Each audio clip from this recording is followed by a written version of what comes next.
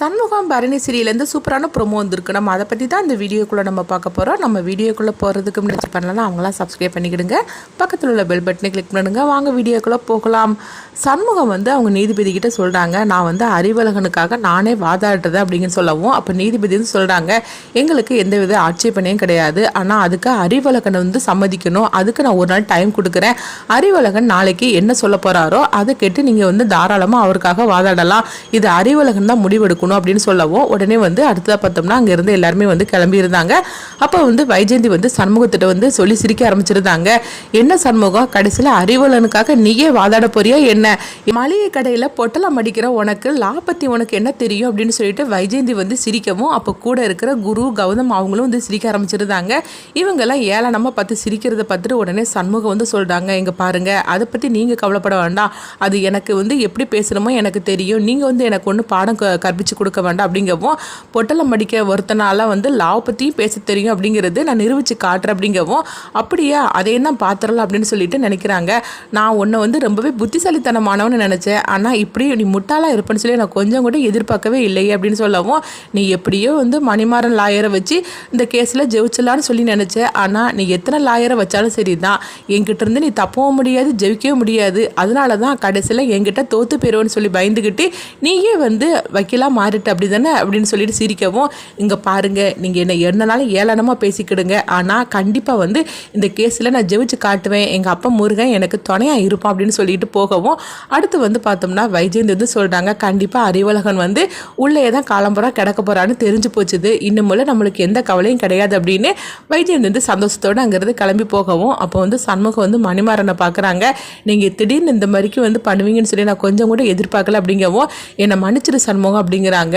என்னங்க பேசிகிட்டு இருக்கிறீங்க, உங்களை நம்பி தானே நாங்கள் வாரோம், ஆனால் கடைசி நேரத்தில் இப்படி பண்ணுவீங்கன்னு சொல்லி நாங்கள் கொஞ்சம் கூட நான் எதிர்பார்க்கவே இல்லை, எல்லா ஆதாரத்தையும் உங்களுக்கு கொடுத்ததுக்கு அப்புறமாவும் நீங்கள் எந்த ஆதாரமும் இல்லை, அறிவழகனுக்கு குறைஞ்சபட்ச தண்டனை வாங்கி கொடுக்குறேன்னு சொல்லிடுறீங்களே, இது கொஞ்சமாவது உங்களுக்கே நியாயமாக இருக்கா அப்படின்னு சொல்லவும், இப்போ ரத்னாவும் சொல்கிறாங்க, இதை நாங்கள் உங்ககிட்ட எதிர்பார்க்கவே இல்லை, அறிவழகன் நிரபராதின்னு சொல்லி நிரூபித்து இன்றைக்கி வெளியே கொண்டுட்டு வந்துடுறீங்கன்னு சொல்லி எவ்வளோ நம்பிக்கையாக நேற்றுக்கு எங்ககிட்ட பேசினீங்க, ஆனால் இன்றைக்கி என்னென்னா அவருக்கு தண்டனை வாங்கி கொடுக்கறதுல குறைஞ்சபட்ச தண்டனையாக கூடுதல் பட்ச தண்டனையான்னு சொல்லிட்டு எங்கிட்ட பேரம் பேசிட்டு இருக்கிறீங்களா, இதை நான் உங்ககிட்ட கொஞ்சம் கூட எதிர்பார்க்கவே இல்லை, எங்கள் அண்ணன் இருக்கிறாரு, கண்டிப்பாக என் புருஷனை அவரை காப்பாற்றிடுவார்னு எனக்கு நம்பிக்கை இருக்குது அப்படின்னு சொல்லிட்டு, வா நான் இதுக்கு பிறகு இவர்கிட்ட என்ன பேச வேண்டி கிடக்குது வா அப்படின்னு சொல்லிட்டு ரத்னா சண்முகத்தை அழைச்சிட்டு போகிறாங்க. அடுத்ததாக பார்த்தோம்னா வைகுண்டம் எல்லாருமே வீட்டுக்கு வந்ததுமே அப்போ அவங்க சண்முகத்தில் சொல்கிறாங்க, இந்த மாதிரிக்கு நடந்து போச்சுத, இந்த லாயர் இப்படி திடீர்னு பல்ட்டி அடிப்பாருன்னு சொல்லிட்டு கொஞ்சம் கூட எதிர்பார்க்கலையே அப்படிங்கவும், இப்போ பரணி சொல்கிறாங்க, இது எல்லாம் அந்த வைஜெயந்தி மேடத்தோட வேலையாக தான் இருக்கும், வேற என்ன,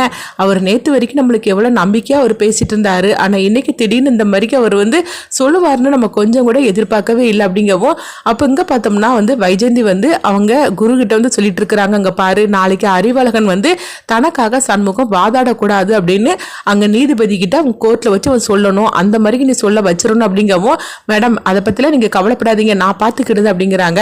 அடுத்து பார்த்தோம்னா குரு நேராக அறிவழகனை பார்க்கறதுக்காக அவங்க வரவும், அப்போ அறிவழகனை போட்டு அவங்க மிரட்ட ஆரம்பிச்சிருந்தாங்க, எங்க பாரு, நாளைக்கு கோர்ட்டில் வச்சு நீதிபதி உங்ககிட்ட கேட்பாங்க, அதாவது உனக்காக சண்முகம் வாதாடணுமா வேண்டாமான்னு சொல்லி கேட்பாங்க, நீ எனக்காக சண்முகம் வாதாடக்கூடாது அப்படின்னு நீ சொல்லணும் அப்படிங்கிறாங்க. இது கிட்டதுமே அறிவழகன் குருவை பார்க்குறாங்க, என்ன மிரட்டுறீங்களான்னு சொல்லி கேட்கும்போது, அது என்னனாலும் நீ வச்சுக்கோ எனக்கு கவலை கிடையாது, ஆனால் நாளைக்கு நீதிபதி கேட்கும்போது சண்முகம் உனக்காக வாதாடக்கூடாதுன்னு இப்படிதான் நீ பதில் சொல்லணும், அப்படி மட்டும் நீ சொல்லலன்னு வச்சுக்கீங்க, அதோட உன் கதை இதுக்குள்ளேயே முடிஞ்சு போயிரு அப்படின்னு சொல்லி அவங்க மிரட்டிட்டு போகவும், அறிவழகன் எதுவுமே பேசாம அமைதியா இருக்கவும், அடுத்து பார்த்தோம்னா குரு வைஜெயந்தி கிட்ட சொல்றாங்க, மேடம் நீங்க கவலைப்படவே வேண்டாம், அவன் நான் சொன்னதை கேட்டுட்டு அவன் ரொம்பவே மிரண்டு போயிட்டான், அதனால நம்மளுக்கு சாதகமாக தான் எல்லாமே அமைய போகுது அப்படின்னு சொல்லவும், வைஜெயந்தி ரொம்பவே சந்தோஷப்பட்டு இருக்கிறாங்க, என் புருஷனோட கதையை அவன் முடிச்சாமல, அவன் குடும்பத்தில் ஒவ்வொருத்தரையா நான் என்ன பண்றேன் பாரு, இப்போ தான் நான் ஆரம்பிச்சிருக்கிறேன் அப்படின்னு சொல்லிட்டு அவங்க ரொம்பவே சந்தோஷப்பட்டு இருக்கிறாங்க. ஃபர்ஸ்ட் ரத்னாவோட வாழ்க்கையை நாசம் பண்ணியாச்சுது, இன்னும் அடுத்து வீராவோட வாழ்க்கையா அப்படின்னு சொல்லிக்கிட்டு அவங்க சொல்லி சந்தோஷப்பட்டு இருக்கிறாங்க.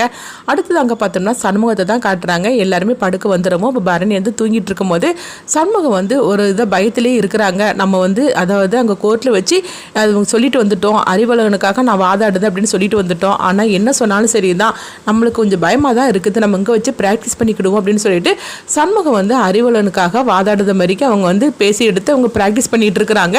ஒரு கட்டத்தில் பார்த்தோம்னா பரணி பார்க்குறாங்க, என்னது ஒரே சத்தமாக இருக்குது அப்படின்னு சொல்லிட்டு தூங்கிட்டு இருந்தவங்க அவங்க எந்திரிச்சிருந்தாங்க. அப்போ சண்முகம் வந்து கோர்ட்டில் இருக்கிற மாதிரிக்கே நினச்சிக்கிட்டு அவங்க வாதாடிட்டு இருக்கவும் அப்போ வந்து அவங்களுக்கே வந்து கொஞ்சம் கஷ்டமாயிருது. ஐயோ நம்ம இப்படிலாம் வாதாடினாக்கி கண்டிப்பாக அறிவழகன் ஜெயிக்க முடியாது அப்படின்னு சொல்லிட்டு சண்முகம் சோர்ந்து போய் உட்காரவும் அப்போ பரணி வந்து என்னாச்சுட்டா உனக்கு ராத்திரி போல் அப்படின்னு சொல்லும் போது இல்லை பரணி நான் என்னமோ வந்து கோர்ட்டில் வச்சு அவசரப்பட்டு அறிவழகனுக்காக நானே வாதாடுது அப்படின்னு சொல்லிட்டு வந்துட்டேன். ஆனால் எனக்குள்ள ஒரு பயம் வந்துருச்சுது. அது என்னமோ நான் லேஸ்பட்ட வேலைன்னு நினச்சேன். ஆனால் அவங்க சொல்கிறது மாதிரிக்கு அது கஷ்டமான வேலை தான். என்னால் கண்டிப்பாக வந்து வாதாட முடியாது போலுக்கு.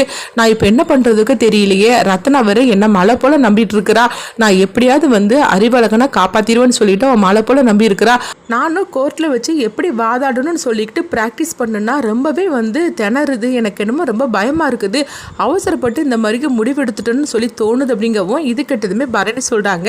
என்ன சண்முகம் நீயே இந்த மாதிரிக்கு பேசலாமா என்ன அப்படின்னு கேட்கவும் என்ன பரணின்னு சொல்லிட்டு இருக்கிற. நம்ம சாதாரணமாக வீட்டில் பேசுகிறது வேறு. அந்த கோர்ட்டில் வச்சு பாயிண்டாக நம்ம எடுத்து விடணும். அப்படி இருந்தால் தான் கண்டிப்பாக வந்து அறிவழகனை நம்ம வந்து நிரபராதுன்னு சொல்லிட்டு நிரூபிக்க முடியும். அது மட்டுமா அது எதிர்த்தரப்பு சிவனாண்டி வந்து எந்த மாதிரிக்கெல்லாம் கேள்வி கேட்பாரு. அதுக்கெல்லாம் நான் திணறாமல் பதில் சொல்லணும். இதெல்லாம் நினைக்கும் போதே எனக்கு இப்போ ரொம்பவே பதட்டமாக இருக்குது. நான் அவசரப்பட்டுட்டேன்னு தோணுது அப்படிங்கவும் பரணி சொல்லிட்டு இருக்கிறாங்க. உன்னை பற்றி நீ என்ன நினச்சிக்கிட்ட. நீ வந்து அதாவது எப்பேற்பட்ட எங்கள் அப்பாவையே நீ ஜெயிச்சிருக்கிற. அவர் 20 வருஷமாக இந்த ஊருக்கு பிரசிடெண்ட்டாக இருந்தார். அப்பேற்பட்டவரை நீ ஜெயிச்சிருக்கிற. அது மட்டுமா சிவனாண்டி வந்து யாராலையுமே தோக்கடிக்க முடியாதுன்னு சொல்லிக்கிட்டு அவர் ரொம்பவே மெதப்பில் இருக்கிறாரு. அப்பேற்பட்ட லாயரை தான் நீ தோக்கடிக்கணும். இது கண்டிப்பாக உன்னால் முடியும் அப்படின்னு சொல்லவும் உடனே வந்து சண்முகம் வந்து நினைக்கிறாங்க பரணி சொல்கிற மாதிரிக்கு என்னால் முடியுமான்னு சொல்லி நினைக்கவும் அப்போ பரணி சொல்கிறாங்க கண்டிப்பாக உன்னால் ஜெயிக்க முடியும். நீ அதனால் வந்து கலங்காத.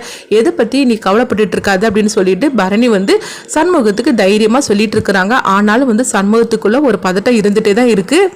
அடுத்த நாள் ஆனதுமே எல்லாருமே கோர்ட்டுக்கு கிளம்புறாங்க. அப்போ வந்து ரத்னா வந்து சொல்கிறாங்க அண்ணா உன்னை தானே நம்பி இருக்கிற அப்படிங்கும்போது அப்போ வந்து உடனே வந்து சண்முகம் பார்த்தோம்னா நேராக முருகர் ஃபோட்டோக்கு முன்னாடி அவங்க நின்றுட்டு இருக்கிறாங்க.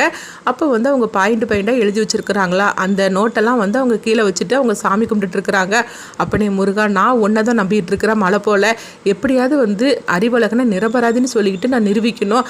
அது மட்டும் இல்லாமல் கோர்ட்டில் வச்சு நான் வாதாடக்கூடிய அந்த சக்தியை எனக்கு நீ தான் தரணும் அப்படின்னு சொல்லிட்டு சண்முகம் வந்து அப்படியே முருகர் ஃபோட்டோவை பார்த்துட்டு இருக்கும்போது முருகர் ஃபோட்டோலேருந்து பூ வந்து கீழே விழுறுது.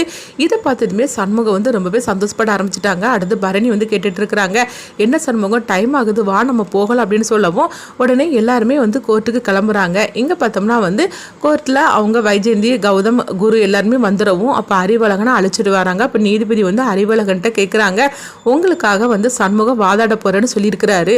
அதனால நீங்கள் என்ன முடிவு எடுத்திருக்கிறீங்க. உங்களுக்காக சண்முகம் வாதாடுதலை உங்களுக்கு ஏதாவது பிரச்சனை இருக்கிறா அப்படின்னு சொல்லுங்க அப்படிங்கவும் உடனே வந்து அறிவழகன் கௌதம் குரு அதுக்கப்புறம் வைஜெயந்தி இவங்க 3 பேருமே பார்த்துட்டே இருக்கிறாங்க. அப்போ சண்முகம் வந்து பார்க்குறாங்க என்னது அறிவழகன் உடனே பதில் சொல்லாமல் இப்படி திருன்னு முழிச்சிட்டு இருக்கிறான் அப்படின்னு சொல்லியும் அப்போ ரத்னாவும் பரணியும் பேசிட்டு இருக்கிறாங்க.